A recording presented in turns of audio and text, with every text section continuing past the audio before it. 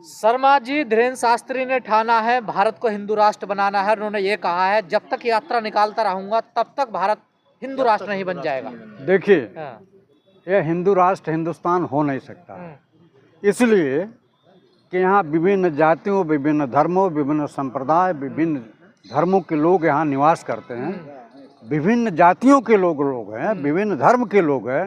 तो एक धर्म के आधार पर हिंदुस्तान, ये हिंदू धर्म नहीं बन सकता है, क्योंकि सेकुलरिज्म हिंदुस्तान की पहचान। पर वो ये कह रहे हैं हिंदू राष्ट्र में सभी रहेंगे ना। देखिए, आप बताइए, हमारे बगल में पर विचार हिंदू होगा।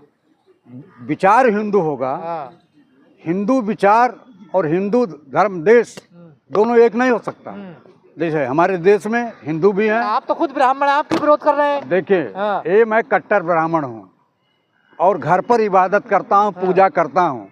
मैं दिखावटी पूजा नहीं करता। क्या दिखा रहे हैं? ये यज्ञोपवीत है। यज्ञोपवीत पता नहीं वो धीरेन्द्र शास्त्री पहनता है कि नहीं पहनता है। यह मेरे धीरेन्द्र शास्त्री पर सवाल उठा दिया आपने। सवाल जो देश पर सवाल उठा रहा है, जो हर जातियों और हर धर्म के लोगों पर सवाल उठा रहा है। आप बताइए, भगवान हनुमान जी का सनातनियों को एकजुट कर रहे हैं वो। हमसे बड़ा सनातनी कहाँ? वो सनातनी होता है केवल भारतीय जनता पार्टी के इशारे पर। तो फिर आप हिंदू राष्ट्र का क्यों विरोध कर रहे हैं? हिंदू राष्ट्र का विरोध? मैं हिंदू राष्ट्र के नाम पर हमारे देश की आज़ादी नहीं मिली। हमारे देश की आज़ादी सभी धर्मों, सभी संप्रदाय, सभी लोगों ने मिलकर, चाहे हिंदू हो, मुसलमान हो, सिख हो, ईसाई हो, सभी लोगों ने मिलकर के हिंदुस्तान की आज़ादी हासिल किया है। आपके बगल में नेपाल हिंदू राष्ट्र था। आज देख लीजिए कि नेपाल की क्या दशा है। क्या ये गैर कानूनी काम कर रहे हैं धीरेन्द्र शास्त्री? निश्चित रूप से अगर कोई मुसलमान कहे कि मुस्लिम कंट्री होना चाहिए तो उसके खिलाफ तो आप मुकदमा लिख देंगे। देश की एकता और उसकी बाबूदी को आप बर्बाद करने पर लगे हुए हैं धीरेन्द्र शास्त्री। धीरेन्द्र शास्त्री सीधे सीधे भारतीय जनता पार्टी के इशारे पर काम कर रहे हैं और लोगों के बीच में ये जो जाति धर्म का जड़ फैला रहे हैं, वो देश के लिए, हिंदुस्तान के लिए और हमारे और आपके सबके लिए मतलब जहर फैला रहे हैं या एकजुट कर रहे हैं सबको? सवाल ही नहीं उठता है एकजुट करने की।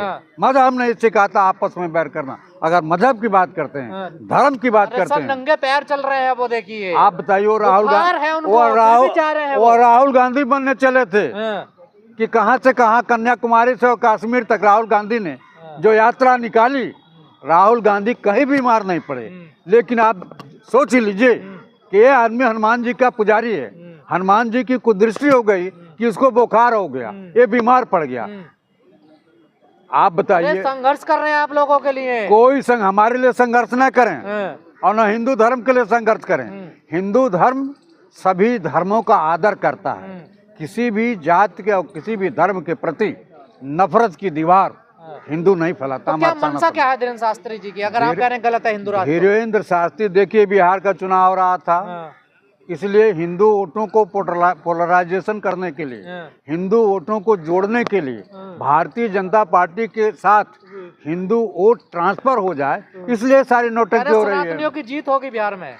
सनातनियों की जीत नहीं होगी, वोट चोरों की जीत होगी। वहाँ सीधे सीधे वोट चोरी की गई है और वोट चोरी के आधार पर वहाँ नरेंद्र मोदी, भारतीय जनता पार्टी और जनता दल यू की सरकार बनेगी। तो होता नहीं आप लोगों के पास, वैसे आरोप लगा। आप बताइए, 64 लाख वोट काटना किस बात का द्योतक है?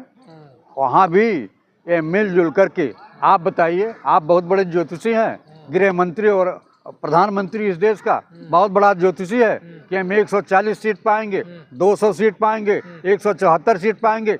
वह झूठा आंकड़ा आपने जो मशीनीकरण के युग में वोट की चोरी कर रहे हैं, उससे आप बिहार चुनाव जीतेंगे। पर शर्मा जी, ये बताइए, जो धीरेन्द्र शास्त्री जो कल्पना कर रहे हैं हिंदू राष्ट्र की, कैसा होगा हिंदू राष्ट्र? क्या होगा इसमें हिंदू राष्ट्र में? आप बताइए, आसाम की बोली क्या है, उत्तर प्रदेश की बोली क्या है, दिल्ली की बोली क्या है, कश्मीर की बोली क्या है, कन्नड़ की बोली क्या है, तमिलनाडु की भाषा क्या है? जहाँ विभिन्न जातियों के लोग हों, विभिन्न धर्मों के लोग हों, वह हिंदू राष्ट्र की परिकल्पना वहाँ करना बेवकूफ़ी है। तेजी से विकास करेगा। आप बताइए, बिना धर्म के लोग विकास नहीं करते हैं क्या? हिंदू धर्म से और विकास से क्या लेना देना भाई?